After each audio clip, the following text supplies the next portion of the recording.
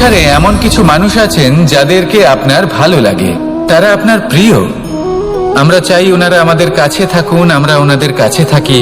এবার সেই ক্ষেত্রে আমরা তাদের ভালো ভালো উপহার দেওয়ার চেষ্টা করি, কারণ ওনারা হলেন আমাদের প্রিয়।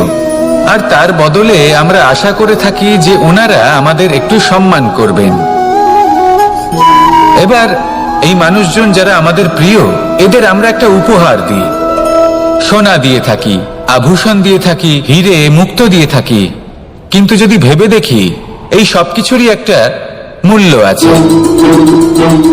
ভেবে দেখুন, আপনি কি তাদের এমন কোনো উপহার দিতে পারেন যা কিনা অমূল্য? তা এরকম উপহার কি হতে পারে? ঠিক বলেছেন আপনি, প্রেম। এই প্রেমই হলো অমূল্য, কারণ মন থেকে এর উৎপত্তি হয়। না চেয়ে পাওয়া যায় আর না ছিনিয়ে নেওয়া যায় এই ভালোবাসা। ঠিক এইরকমই হয় এই সম্মান। যদি সম্মান করো তাহলে মন থেকে এবং ভালোবেসে করো, ভয় পেয়ে নয়। মনে রাখবেন, যে মাথা ভয়ের দ্বারা নত হয়, বিরোধিতাও প্রথমে সেই করে থাকে। যে মাথা ভালোবেসে নত হয়, তা আপনার জন্য বলিদানও দিতে পারে। এই সংসারের সব থেকে বড় উপহার, সব থেকে বড় বরদান এই প্রেম এবং সম্মান।